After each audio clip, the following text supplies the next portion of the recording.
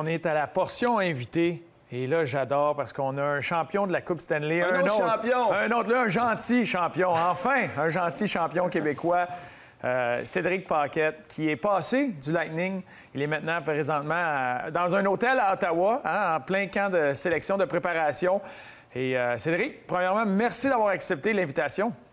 Avec plaisir. Cédric, merci, merci d'être là et vraiment, bienvenue dans le club. Bienvenue dans le club des champions. C'est le fun parce qu'on a 2 coupes à 3, hein? Puis je voulais juste te dire, comment ça s'est passé ton été en tant que champion de la Coupe Stanley? Ben c'est sûr que cette année, c'était un peu différent. Je pense que quand tu l'as gagné, écoute, avec le COVID, on pouvait pas vraiment... Écoute, j'ai eu ma journée avec la Coupe, mais c'était à Tampa, puis j'ai juste eu 2-3 membres de la famille qui sont venus, puis on a passé la journée. Mais écoute, la semaine après qu'on a gagné, là, la parade en bateau, c'était incroyable, puis c'est des souvenirs que je vais me souvenir toute ma vie. J'aimerais savoir à ça, justement, la journée que tu as vécue là. Est-ce qu'après ça, tu es venu célébrer aussi au Québec? Est-ce que tu as fait une deuxième journée, même sans avoir la Coupe? Oui, bien écoute, justement, encore avec le COVID, quand je suis revenu au Québec, j'avais 2 semaines de quarantaine à faire. Puis la journée que je suis revenu, le gouvernement du Québec a fermé tout, incluant les gyms et tout. Fait que je suis allé en Gaspésie, j'ai fêté ça un peu avec la famille, les amis. Puis je suis revenu à Montréal, j'ai packé mes bagages, puis je suis retourné à Tampa m'entraîner.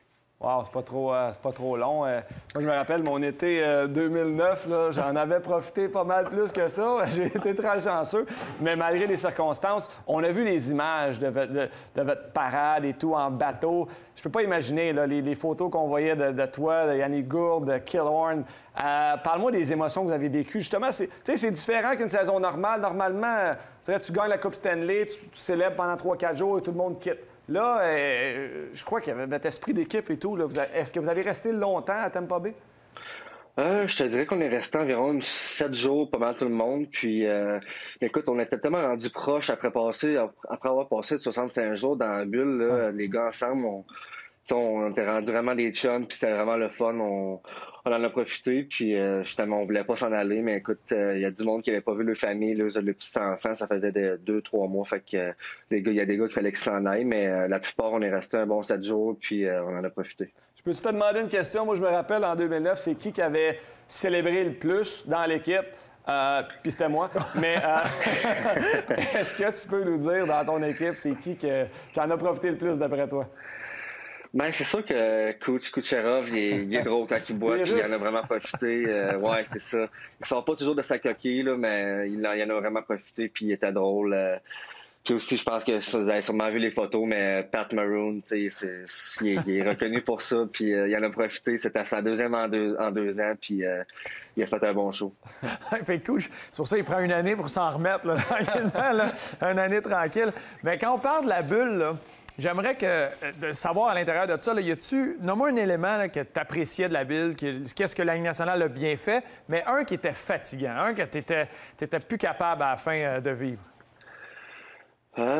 Écoute, je sais pas, j'ai vraiment aimé l'expérience. On a profité de passer du temps ensemble, mais c'est sûr de se faire tester à tous les jours, même quand t'avais off, fallait que tu marches à l'aréna ou ces affaires-là, c'est différent, mais ce que j'ai apprécié, c'est vraiment de passer du temps entre boys. Il y avait des games il y avait des games à chaque jour, 3 games par jour, puis on avait un lounge d'équipe, on allait dans le lounge, on profitait du moment, on écoutait les games, puis on s'est vraiment soudus un peu ensemble.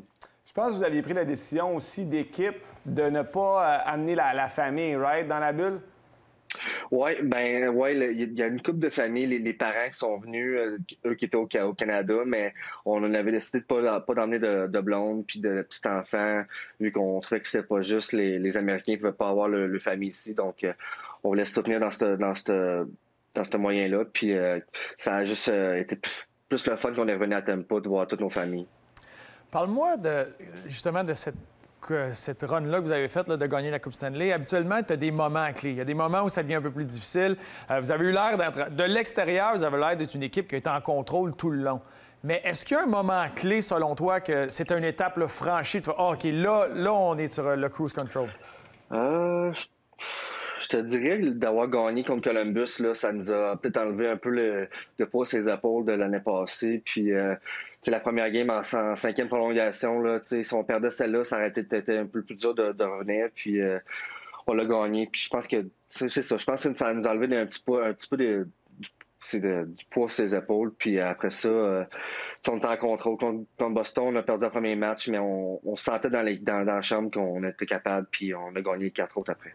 C'était quoi pour toi, Cédric, la différence entre l'équipe, entre la version 2020 et peut-être la version 2019, 2018, 2017, des équipes qui avaient probablement des bonnes chances de remporter aussi, mais qui n'étaient pas capables de remporter la Coupe Stanley? C'était quoi pour toi les éléments qui ont vraiment fait, OK, cette année-là, l'an passé, c'était votre année pour remporter?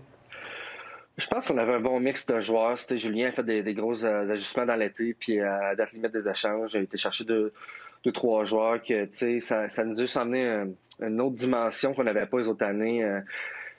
Des gars qui frappent, qui sont bons en désavantage. Puis on avait peut-être un petit peu trop de skill, ce qu'on peut dire. Puis on essayait de faire le jeu à la ligne bleue. Puis cette année, c'était pas ça. Même Kucherov, il a appris l'année passée. C'est lui qui est le premier à crier sur le banc de ne pas faire de turnover. Fait que je pense d'avoir appris puis d'avoir un bon mix de joueurs, c'est ça qui nous a emmenés là-bas. Il y a beaucoup d'entraîneurs, directeurs gérants, même joueurs qui disent qu'il faut que tu connaisses la défaite pour être capable de gagner. Tu étais un des 7 joueurs qui étaient là en 2015. Une fois là, que vous avanciez en série puis vous êtes rendu en finale contre les Stars de Dallas, est-ce qu'il y a des éléments, justement, de la fois en 2015 où vous étiez rendu jusqu'en finale contre les Hawks de Chicago, vous aviez perdu cette finale-là? Est-ce que c'est là que tu peux amener avec toi, transférer de cette expérience-là d'une finale que tu as perdue? Oui, je pense que oui. Je pense que garder le calme un peu, je pense que contre Chicago, on menait 2-1, puis on dirait que dans la chambre, on était peut-être un petit peu trop confiants. Puis contre Dallas, on a perdu le premier match. Puis même encore là, on était calme. On savait qu'on allait gagner, on dirait. Puis dans la chambre, il n'y avait personne qui allait nous dénier. On savait, puis on était prêts. C'est pour ça qu'on était plus calme. Puis ça nous a vraiment aidé. Bruno, si je peux te relancer ta question à Cédric par un commentaire. Tu dis qu'il faut apprendre à perdre avant de gagner. Mm-hmm. Toi, Bruno, admettons, dans tes années en Ligue nationale, tu as juste perdu. C'est quand que tu dis que tu allais gagner? C'est pas arrivé encore? Là, je gagne. Je t'ai donné une volée au Paris l'année passée. Okay. C'est d'autres affaires. Les petites victoires. Ben ouais, c'est ça. Okay. Pas juste la Coupe Stanley dans la vie. Reviens-en. T'as raison. T'as raison. Cédric, il y a quelque chose qui s'est passé pour toi dernièrement, le 27 décembre. Tu t'es fait échanger au Sénateur d'Ottawa. Premièrement, est-ce que tu pouvais t'en attendre un petit peu? De un, tu savais que l'équipe allait faire des mouvements à cause de la cap salariale, là, mais est-ce que tu t'attendais que ça pourrait être toi?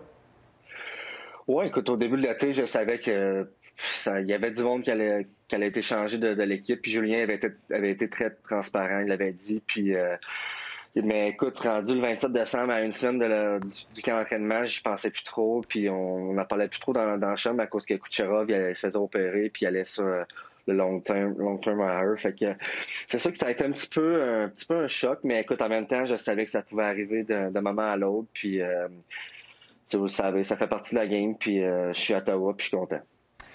Justement, parle-nous de cet ajustement-là, parce que tu passes d'être 62 jours, tu as dit tantôt, là, dans une bulle avec les mêmes gars non-stop. Ça fait plusieurs années que tu es dans la même organisation, tu les connais. Ça s'est rendu des frères pour toi. Tu gagnes la Coupe Stanley, un moment marquant. C'est des coéquipiers que tu vas tout le temps garder contact avec habituellement là, quand tu es un championnat comme ça. Puis là, tu te fais échanger. Tu passes à une équipe qui... Personne ne s'attend beaucoup des Sénateurs cette année. Une équipe qui est plus en reconstruction. Il y a beaucoup de nouveaux visages. C'est quoi ton rôle? C'est quoi ton approche avec ce nouveau défi-là? Ben, je te dirais que j'y vais un jour à la fois, mais écoute, je pense qu'on a un bon mix de joueurs ici, puis les jeunes sont vraiment bons dans les pratiques, ils nous surprennent, puis je pense que le coach, il y a un message clair, on est tous conscients qu'on n'a pas la meilleure équipe sur papier, on n'a pas plus de talent, mais je pense qu'on peut travailler plus fort que l'autre équipe à chaque soir, puis surprendre à chaque soir, puis je pense que je vais juste emmener mon rôle ici, puis faire la même chose que je faisais à Tampa, puis ça devrait bien aller. Est-ce que, premièrement, tu te rapproches de la maison, ça, c'est un côté positif. Est-ce que ton rôle en tant que joueur, tu penses, va changer complètement l'an passé avec le Lightning de Tampa Bay à cette année? Plus ou moins. Je pense que je suis rendu à un point dans ma carrière que je m'attends à jouer sa 4e ligne, peut-être sa 3e ligne une fois de temps en temps, mais faire la job, jouer physique, puis jouer sur des avantages numériques, prendre des mises en jeu importantes. Puis je pense que je suis en paix avec ça maintenant. Puis je veux juste amener aussi aider les plus jeunes joueurs à faire ce rôle-là. Il y en a que ça le tente pas plus, mais si tu veux rester dans la Ligue nationale, il faut que tu t'ajustes. Puis c'est ça ce que j'ai fait. Sur la glace, puis c'est super, là, tu le sais, tu connais ton rôle, puis tu vas le faire à 100 mais est-ce que le fait d'avoir gagné la Coupe Stanley l'année dernière, tu étais avec le Lightning, une équipe qui avait déjà leur groupe de vétérans, leaders depuis des années, là, tu passes de là, mais toi, tu arrives à Ottawa, mais tu es celui qui a gagné la Coupe Stanley. Là, il y a Coburn aussi qui a été dans l'échange avec toi, mais vous êtes des gars qui avaient connu la Coupe Stanley. Est-ce que tu penses que ça va amener un élément de plus à ton rôle par le leadership, par ce qui va se passer dans la chambre, à justement encadrer les jeunes que tu parlais un peu plus tôt? Oui, je pense que oui. Écoute, même sur la glace, faire les petits détails, tu sais, c'est une équipe gagnante. Les joueurs de 3e, 4e trio ont besoin de montrer l'exemple sur la glace. Puis je pense que je le fais à chaque soir. Puis même dans la chambre, si les gars ont un petit conseil, ils ont besoin d'un petit conseil sur les avantages ou comment jouer leur rôle, écoute, je suis là pour ça. Puis ça va me faire plaisir. Parle-nous un peu du jeune Stützle. Bruno aime parler de son héritage allemand. Ah oui? Il adore. Il a joué 2 saisons en Allemagne. Ich möchte ein Weissbier, bitte! Je veux une bière blanche. Je retenais ça, mais quand je veux une bière blanche... Bière blanche, s'il vous plaît. Mais parle-nous du jeune Stützle. Il en a impressionné plus un, je pense, lors des derniers championnats mondiaux juniors. Qu'est-ce que tu as vu de lui jusqu'à présent? Il a du talent exceptionnel. C'est incroyable le patin qu'il a, c'est fluide, puis il est explosif, puis vraiment intelligent. Il va ralentir le jeu, il va faire une passe, soulever à l'autre bord de la patinoire pour un gars quasiment en échappé. Puis il est vraiment mature comme jeune. Là, il parle à tout le monde, il est vraiment gentil, puis il est respectueux, puis je pense qu'il va avoir un très gros avenir dans la Ligue. On dirait qu'il me décrivait. Oui, pendant une seconde. Passe soulevé, oui. Exactement. Pendant une seconde, je pensais qu'il parlait de toi. Oui, t'as raison. Oui. Il y a un moment, c'est non, talentueux. Non. Bon, Cédric, moi, j'aimerais qu'on revienne un peu en arrière. Là, on parlait de toi présentement, ta situation actuelle, mais un gars qui a grandi à Gaspé, qui est parti de la maison tôt. Parle-moi de le hockey mineur, le développement, ce que tu as vécu pour te rendre au midget 3 au junior majeur. Oui, bien écoute, ça a été différent. Moi, je viens de la Gaspésie, je viens de Gaspé en fait. Puis pour jouer du hockey de haut calibre, il fallait que tu t'en vas au moins à Rivière-du-Loup, qui était 5 heures de chez nous. Donc, ça me tentait pas trop de m'en aller quand j'étais jeune. Puis mes parents n'avaient pas vraiment d'argent pour m'envoyer aussi loin que ça, aussitôt. Donc, j'ai décidé de rester jouer avec mes chums jusqu'à temps que j'avais 14 ans. J'ai fait mon Bantama à Rivière-au-Nord. Puis à 15 ans, mon père, ma mère, on a décidé, on va s'essayer d'aller faire le midget espoir. Puis, écoute, j'ai été faire le pré-camp midget 3, j'ai fait le camp midget 3, puis finalement, Christian Caron, il a décidé de me garder dans l'équipe, puis ça a été une grosse surprise, mais je pense que ça m'a aidé, puis c'est là. J'ai joué 3 ans midget 3, mais j'étais peut-être un late bloomer comme il appelle, mais je me suis rendu où ce que je voulais me rendre, puis je suis vraiment content. Est-ce que tu étais un joueur, tu t'appelles un late bloomer, mais quand même dans la région de Gaspé, est-ce que tu étais un joueur qui dominait à un jeune âge? Oui, j'étais très dominant. Là. C'est sûr que j'allais même faire les camps, puis oui, 2A, juste pour me mettre en forme l'été à Rivière-du-Loup. Puis j'étais dans les meilleurs, mais je voulais pas faire l'équipe. Donc la deuxième semaine, il me disait, faut que tu t'en vas. Puis je retournais, puis je dominais la ligue en Environ-Nord, Gaspé. Puis j'avais du fun avec mes chums, puis c'est ça qui comptait pour moi. Quel genre de joueur tu étais, midget 3? Quand tu étais midget 3, au niveau des statistiques, c'était bonne saison. Même, tu as été le premier marqueur de ton équipe à ta 2e saison junior majeur avec Blainville-Boisbriand. Quel genre de joueur tu étais, midget 3, puis qui t'a amené au junior majeur? Je pense que Christian Caron m'a comme transformé justement en power forward. Je jouais physique, j'étais physique, je prenais des punitions un peu trop, mais j'étais capable de remplir le but puis de scorer. Puis j'étais peut-être pas un passeur, mais si tu me mettais la puck sur la palette, j'étais capable de la mettre dans le but. Puis c'est un peu ça qui s'est passé aussi avec l'Armada, mes 2 saisons là-bas. Les plus grandes difficultés pour toi à quitter la maison à un si jeune âge, ça a été quoi? Ça t'a appris à devenir plus débrouillard, plus rapidement? C'est quoi? Tu deviens plus mature plus rapidement, c'est sûr. Écoute, t'es loin de ta famille, il faut que tu te débrouilles.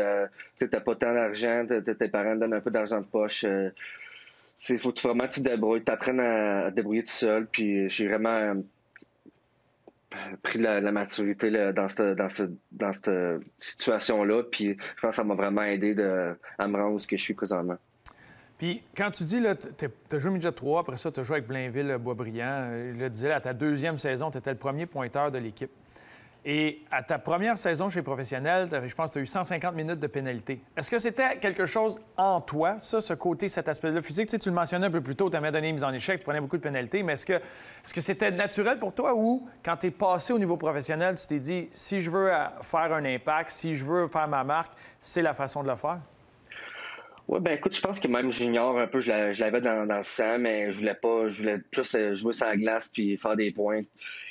Puis rendu pro, on dirait j'ai comme réalisé que j'allais pas être ces deux premières lignes, peut-être sûrement pas. Puis fallait que j'ajuste mon jeu un peu. Puis ça est venu tout seul. Je pense que j'ai du chien dans moi. Puis écoute, les lignes américaines, vous le savez, ils donnent des 10 minutes après chaque sifflet. Fait que j'avais des 10 minutes une fois par semaine. Puis c'est comme ça que j'ai monté mes minutes de punition. Je regarde un peu ta carrière. Puis je trouve, on se ressemble un petit peu de la manière qu'on joue. Tu es peut-être plus tough que moi, là, mais les deux, on a remporté une Coupe Stanley. Oui, mais lui, il est gentil. Lui, il est gentil. mais je regarde la carrière et peut-être que tu as eu, comme moi, ajusté ton rôle. Tu as été meilleur marqueur de ton club junior, moi aussi. Dans le moment donné, tu réalises que pour jouer en national, bien, il faut que tu ajustes puis que tu dis, bon, bien, je vais peut-être plus frapper puis jouer défensivement. C'est quoi pour toi, ça peut être psychologique aussi, là, ta plus grande qualité? Parce que les joueurs de talent égal à toi qui n'ont pas la carrière que tu as présentement, c'est quoi pour toi ta plus grande force? Je pense que c'est le travail. Je pense que j'ai dans la tête que je ne vais pas me faire gagner, puis je vais travailler fort à chaque chiffre, le 100%, 110% à chaque chiffre. Puis, écoute, s'il faut que je bloque un shot avec ma face, je vais le faire. Puis, je pense que tu avais la même mentalité. Puis, c'est comme ça que je suis encore dans la ligue. Puis, c'est comme ça que je compte rester dans la ligue. Mais justement, est-ce que c'est une mentalité que tu as tout le temps eue ou il y a des personnes à certains points dans ta carrière qui ont été capables de te ramener sur terre puis te faire comprendre ça? Écoute, je pense que je l'ai toujours eu, peut-être à moitié, plus que quand j'étais jeune, mais plus que quand j'ai grandi, j'ai comme réalisé, je savais, écoute, comme tu l'as dit tantôt, ma première année pro, on dirait que c'est là, j'ai fait le déclic.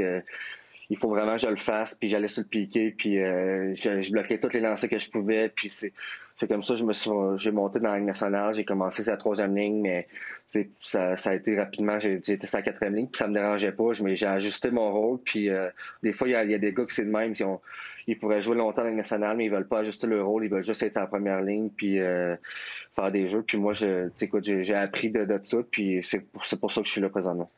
Je me mets dans tes souliers, Cédric, parce que je l'ai été, encore une fois. Mais tu viens de gagner une Coupe Stanley. Puis moi, je me souviens toujours, mon premier but dans ma carrière, c'était je veux jouer un match avec national. Là, quand j'ai atteint, je me rappelle toujours quand Eddie Olchuk m'a dit « OK, t'as fait l'équipe. » OK, là, tout de suite, c'est « What now? » Qu'est-ce que je fais maintenant? C'est quoi mon prochain but? Tout de suite, le deuxième réflexe, je veux remporter une Coupe Stanley. Et là, je me rappelle le 12 juin 2009, gagne la Coupe Stanley. Le 13 juin 2009, qu'est-ce que je fais maintenant? Est-ce que tu as pensé à ton prochain objectif, prochain défi, prochain but? Bien, c'est sûr que une deuxième coupe, c'est sûr que ça serait le fun, là, mais dans ma tête, moi, c'est mon rôle dans le national de même. Mon but présentement, c'est de rester le longtemps possible, d'aider une équipe le plus longtemps possible, puis d'essayer de remporter le plus de Coupes Stanley possible. Quand on regarde les Sénateurs d'Ottawa et la situation, la division Nord, les équipes canadiennes, là, quand tu regardes ce scénario-là, quand tu regardes les équipes que c'est dans cette division-là, il y en a-tu qui, parce que vous allez jouer souvent contre les mêmes équipes, un peu à l'image de la Ligue américaine, hein, tu fais tout le temps face aux mêmes équipes.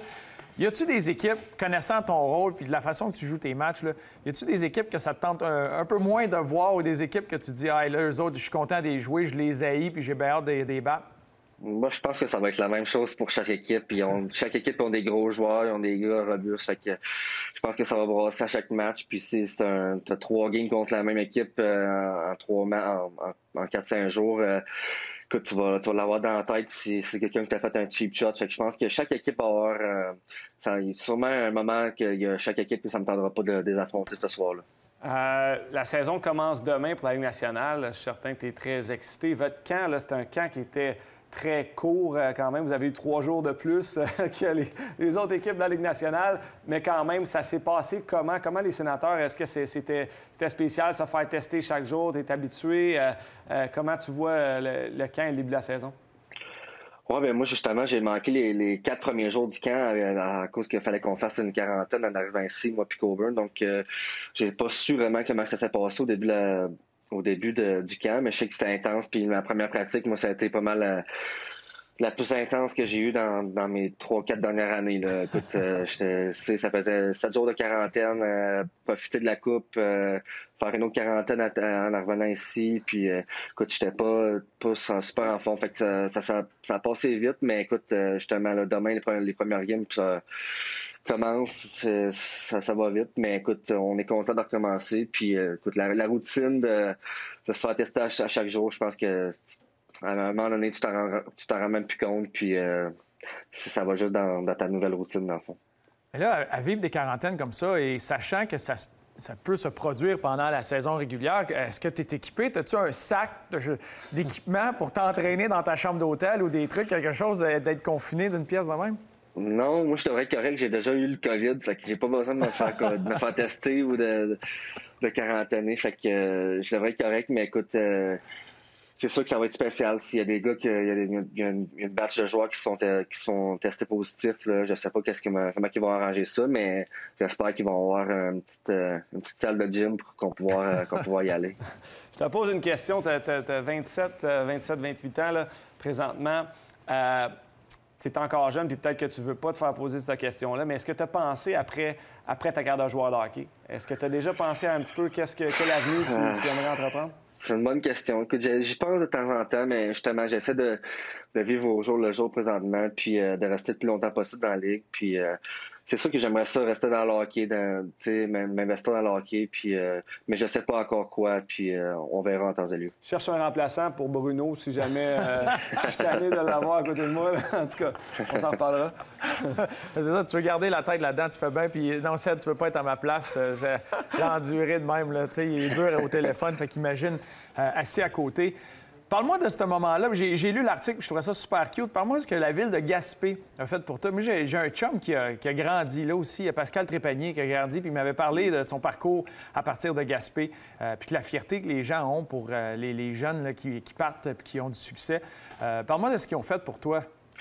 Ouais, ben on a fait une petite parade en auto juste pour profiter du moment. C'est sûr que j'aurais aimé ça, j'aurais vraiment beaucoup aimé ça, amener la coupe, puis ça m'a fait quand même, j'ai été vraiment déçu de ne pas pouvoir l'amener, mais écoute, de pouvoir montrer aux gens que je suis reconnaissant de où que je viens, puis de m'investir là-dedans, puis je pense que j'ai vraiment apprécié le geste de la ville, puis de tous les chars qu'il y avait, tout le monde qu'il y avait, là, ça m'a jeté à terre, c'était vraiment spécial, puis j'espère vraiment pouvoir amener la coupe dans un avenir prochain. Est-ce qu'ils ont parlé, la Ligue nationale, de peut-être avoir la chance d'avoir votre journée avec la coupe, éventuellement?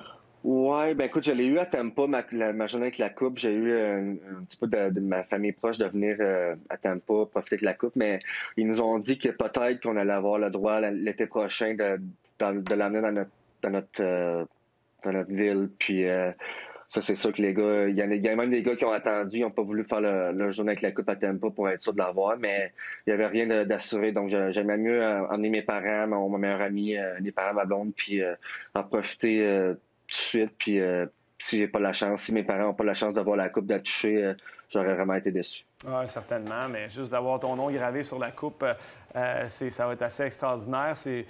Moi, j'ai une question pour toi. Je sais à qui j'ai pensé lorsque j'ai levé la Coupe Stanley. C'est qui j'ai remercié dans ma tête, les gens qui ont participé à mon parcours, qui ont influencé ma carrière.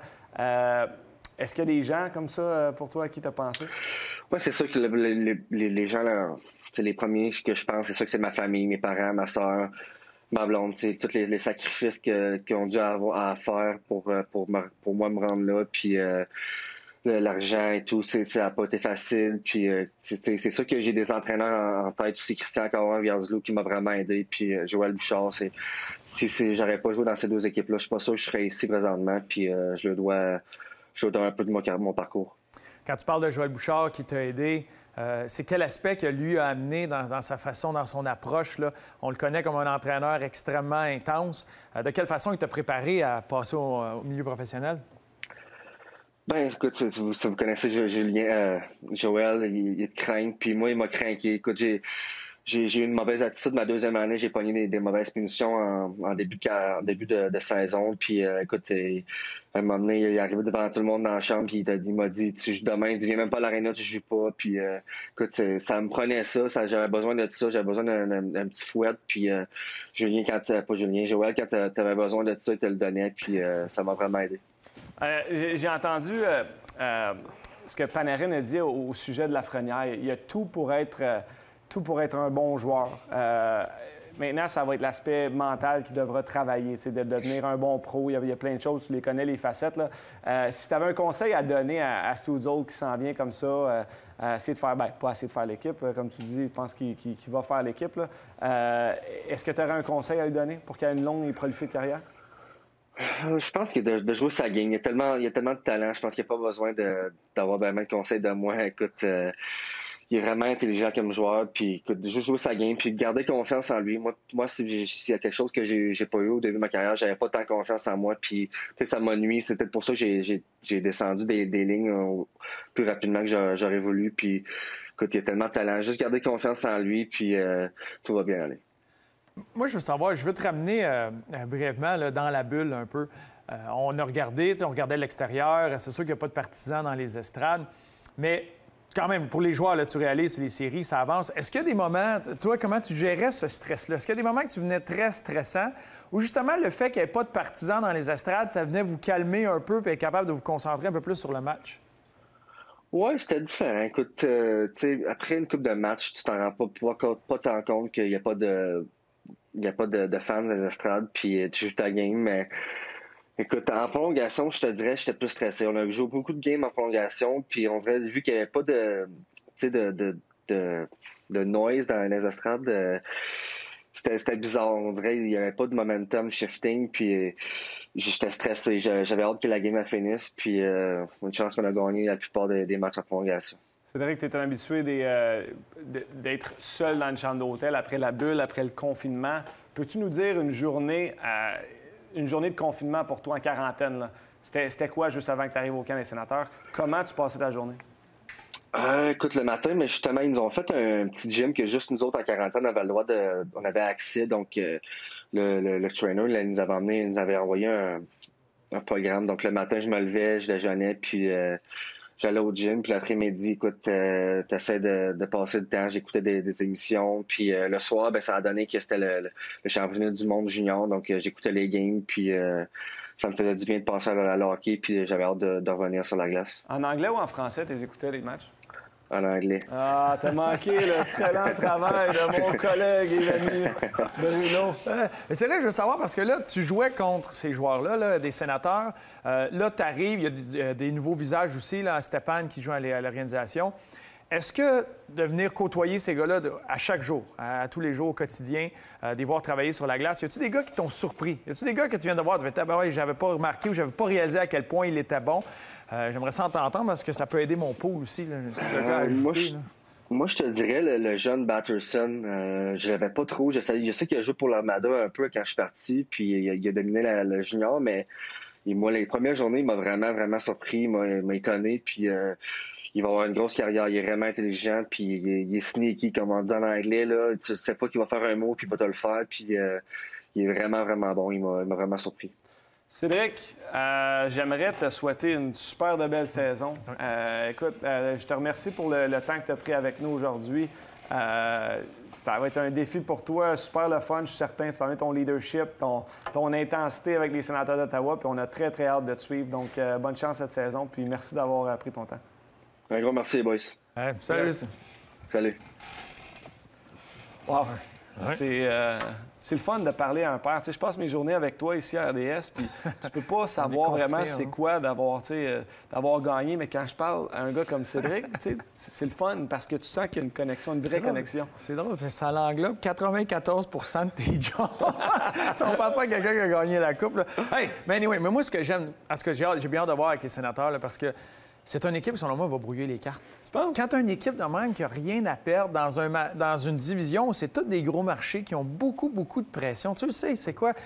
Ils arrivent, c'est les négligés, ils sont pas supposés, ils sont placés derniers, de loin, c'est facile, c'est réglé. Ah, les autres des équipes, ça va être quoi? Mais une équipe de même, tu sais, ils parlent de Stutzel, des Batterson, des jeunes joueurs qui arrivent là, qui n'ont rien à perdre, qui ont cette flexibilité. Ketchuk. En tout cas, ça va être une équipe à surveiller. Les deux frères, un contre l'autre, ça va être la fun quand même. Là, le nombre de matchs qu'ils vont jouer un contre l'autre, je pense que ça va être la fun pour la famille Ketchuk. Ça va être excitant. C'est un joueur que j'adore regarder performer, mais ça va être difficile. Moi, je pense que c'est quand même difficile parce que, justement, il y a beaucoup de nouveaux joueurs dans cette équipe-là qui est jeune. Je pense que l'entraîneur, il l'a dit, là, Cédric, ça a été une des pratiques les plus difficiles qu'il a eu à faire. Donc, l'entraîneur Smith, là, c'est un coach qui est assez intense. Il essaie de former cette équipe-là pour amener tous ces jeunes-là à être une équipe gagnante. Ils ont amené des vétérans en Stephen, en Coburn, en Matt Murray dans le filet aussi. Ça va être intéressant de le voir évoluer dans le filet. Donc, j'ai hâte d'avoir cette soupe-là mis ensemble dans une vision extrêmement compétitive. Moi, j'y crois pas nécessairement à cause, pas juste à cause de l'équipe, plus à cause de la qualité des autres clubs. Mais oui, ils vont gagner des matchs et peut-être. Ça va être chaud. Peut-être que... Mais j'ai aimé, tu sais, le fait, parce que tu parles souvent, tu parles de le hockey est un sport à développement tardif. Oui. Pas avant le midget 3 que c'était pris au sérieux. Tu sais, je dis pas qu'il n'était pas au sérieux quand il était sur la glace, mais il jouait avec ses chums, il jouait, il s'amusait, il se développait. C'était le meilleur dans son coin. La compétition n'était pas... Ça doit être dur pour un jeune. Tu es tellement bon que tu dois aller jouer avec la catégorie d'en haut, les jeunes joueurs plus vieux. Mais c'est parce que la qualité de la compétition n'est pas nécessairement... Ça lui permet une chose, c'est d'avoir plus longtemps la rondelle sur sa palette, donc d'être sur les avantages numériques, de donner confiance et tout. Mais tu le sais toujours que tu ne compétitionnes pas, contre nécessairement les meilleurs adversaires. Fait que là, tu as toujours la crainte, quand je vais arriver à Québec ou quand je vais arriver ailleurs, à Montréal, est-ce que je vais être aussi bon? Est-ce que c'est dur d'évaluer un joueur et évaluer son propre potentiel dans une situation comme ça? Mais lui, c'était pas son approche. T'sais, il voulait juste s'amuser, il jouait avec ses chums. Puis un moment donné, regarde, tu dis quoi, je vais l'essayer, je vais aller au camp. Puis il avait beau dominer au niveau mineur, c'est pas ça qu'il a éliminé dans la Ligue nationale. C'est pas son côté offensif, c'est pas de marquer des buts. Il a trouvé sa niche, il a peaufiné son rôle. Puis là, il est dans la Ligue nationale. Puis tu vois, c'est le rôle qu'il faisait, mais ce que Julien Brisebois a fait, c'est d'ajouter d'autres gars de caractère, d'autres gars qui acceptent leur rôle pour amener une équipe à gagner. Un Maroon en est un Goodrow en est un autre, Coleman. C'est ces gars-là qui sont venus faire la différence quand tu as tout le talent au monde. Ça fait plusieurs années qu'on pense que le Lightning peut gagner. Ce qu'il avait besoin, c'est le caractère. Puis ce que tu vois cette année dans les signatures, dans les gestes que les équipes font, c'est le caractère. C'est trouver ces joueurs de rôle-là. Fait que tu as beau en scorer 28 par game, si tu n'as pas cette espèce d'élément-là, c'est plus difficile. Et ce que je retiens, une phrase qu'il a dit, et je peux me mettre vraiment dans ses patins, là, si je peux dire, c'est qu'est-ce qui l'a séparé des autres, pourquoi il a présentement une carrière en Ligue nationale? Bien, c'est parce qu'il est prêt à bloquer un lancer avec son visage. Et ça, pour moi, c'est ça que ça prend. T'sais, pour un joueur, surtout dans ce style-là, mais c'est un joueur qui a dominé junior, là, qui avait les talents offensifs assez pour, mais il a dû s'ajuster. Et là, maintenant, ce qu'il garde là, c'est sa compatibilité, c'est qu'il n'a pas peur de rien et qu'il est prêt à faire n'importe quoi pour gagner un match et garder sa place. Parce qu'il était premier pointeur de son équipe à sa deuxième année junior. Quand il est arrivé de sa première année pro, il en a scoré 20. T'sais, il a 44 points sa première année professionnelle dans la Ligue américaine. Comme jeune joueur, tu peux te dire « Ah, bien moi, je vais faire ça, je vais continuer à faire des buts, des passes, puis je vais me rendre. » Mais lui, il a décidé de prendre l'autre chemin, sachant qu'il était capable d'amener cet élément-là. En tout cas, c'est un plaisir à découvrir. Ben oui. En une année, Bruno, il y a eu plus de points que toi, tu as eu dans toute ta carrière, dans les matchs et les pratiques. C'est quand même... C'est pas vrai, ça. Tu iras voir sur Internet, les Internets, ça va te le dire. Oui. Pour ceux qui nous écoutent en portion balado, cette semaine, à Maxi Bruno, on a discuté de sujets extraordinaires, dont le début de saison du Canadien de Montréal. On a fait nos paris. Et on n'est pas nécessairement d'accord dans plusieurs équipes qui termineront premier deuxième. Donc, si vous pouvez reprendre le show en reprise, manquez pas ça. Manquez pas ça, ça va être... Écoutez ce que je dis. Max, c'est plus difficile, les paris. À bientôt. Merci d'avoir été là. Bonne semaine.